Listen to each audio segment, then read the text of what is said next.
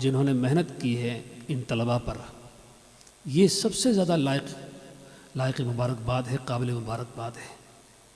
ان میں سے ہمارے عزیز مولوی محمد طلحہ بھی ہیں جو 2 سال پہلے وہاں سے فارغ ہوئے ہیں، میں ان کو پہلے سے جانتا ہوں، اور اس طرح کئی اور حضرات اساتذہ کرام ہیں جن کو میں سب کو نہیں جانتا ہوں۔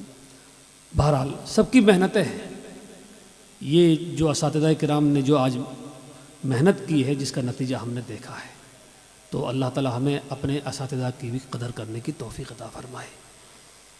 ایک بات عرض کر کے اپنی بات ختم کرتا ہوں، مجھے 2-4 منٹ ہی بات کرنی تھی۔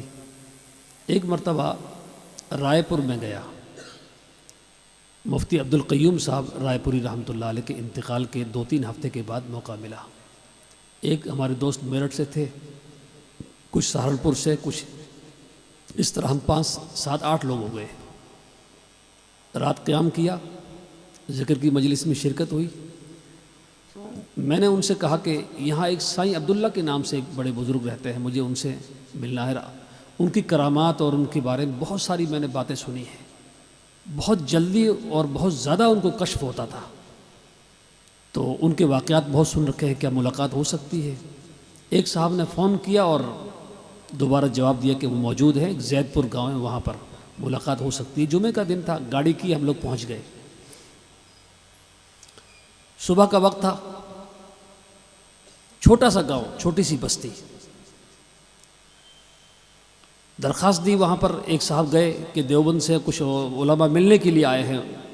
انہوں نے سختی سے منع کر دیا کہ سب سے کہو چلے جاؤ، کوئی ملنے کی ضرورت نہیں، میں پریشان ہوں، بیمار ہوں، مجھے کیوں پریشان کر رہے ہیں؟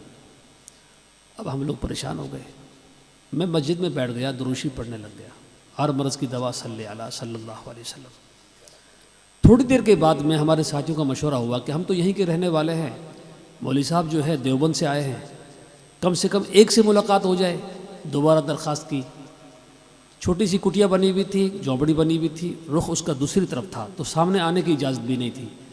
تو دوبارہ درخواست کی تو معلوم ہوا کہ انہوں نے کہا کہ آپ بلائیے ان کو۔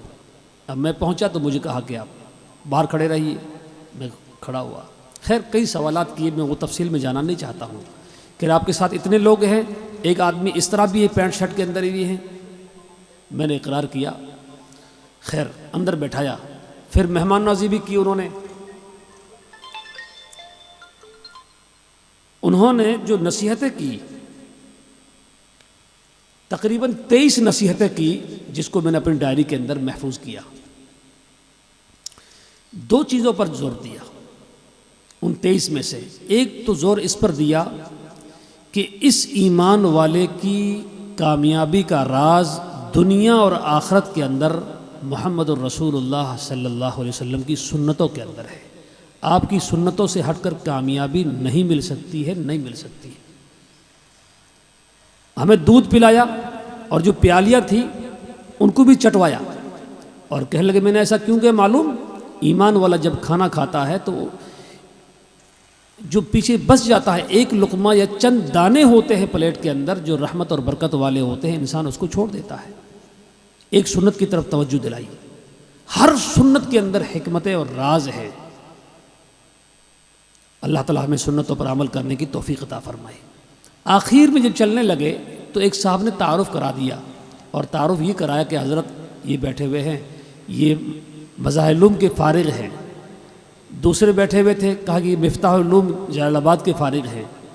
تیسرے ندوے کے تھے، ندوے کے فارغ ہیں۔ چوتھا نمبر غالباً میرا تھا کہ یہ دیوبند کے فارغ ہیں۔ میں ان کے سامنے بیٹھا ہوا تھا، سارے ساتھی نیچے اور وہ کھاٹ کے اوپر چارپائی پر تھے۔ انہوں نے اپنا عصا اٹھایا اور میری طرف کھینچ کر یوں زور سے کھینچا، تانا۔ میں سمجھا کہ شاید میری کمر سیدھی کریں گے آج۔ کہا کیا ہوتا ہے فارغ؟ جلال میں آ گئے، رونگٹے کھڑے ہو گئے، کیا ہوتا ہے فارغ؟ اب میں نے نگاہ جھکا لی، میں سمجھ گیا حضرت کچھ فرمانا چاہتے ہیں۔ پھر میں نے گردن اٹھائی، سامنے نگاہ ملائی، پھر جلال میں آ گئے، کیا ہوتا ہے فارغ؟ فارغ فارغ، دیوبند کے فارغ، مصر کے فارغ، مدینہ شریف کے فارغ، کوئی فارغ نہیں ہے جب تک کہ ایمان پر خاتمہ نہ ہو جائے۔ یہ انہوں نے نصیحت کی جو مجھے آج بھی بہت، جب بھی یاد آتی ہے میں سناتا ہوں۔ سرکار دو عالم صلی اللہ علیہ وسلم نے جو ہمیں جنازے کی نماز کی جو دعا سکھلائی ہے، اللہم اغفر لحینا و میتنا، اس کے آخر میں ایک دعا، آخری جملے، اللہم من احییتہ منا فاحیہ علی الاسلام ومن توفیتہ منا فتوفہ علی الایمان۔ یہ ہماری انجمنیں، یہ مدارس، یہ مکاتب، یہ خانقاہیں، یہ جماعتیں، جمعیتیں، یہ ساری محنتوں کا خلاصہ یہی ہے کہ جب تک ہم دنیا میں رہیں اسلام پر اور شریعت پر عمل کرتے رہیں، جب خاتمہ ہو تو ایمان پر خاتمہ ہو۔ اللہ تعالی ہمیں سنتوں پر، شریعت پر عمل کرنے کی توفیق عطا فرمائے۔ پھر میں شکریہ ادا کرتا ہوں حضرت مفتی صاحب کا، اللہ رب العالمین مفتی صاحب کو صحت، تندرستی، عافیت نصیب فرمائے، اور اس طرح کی مجلسیں بار بار قائم رہے، اس ادارے کے علمی اور روحانی فیض کو عام اور تام فرمائے، بے حد قبول فرمائے۔ السلام علیکم۔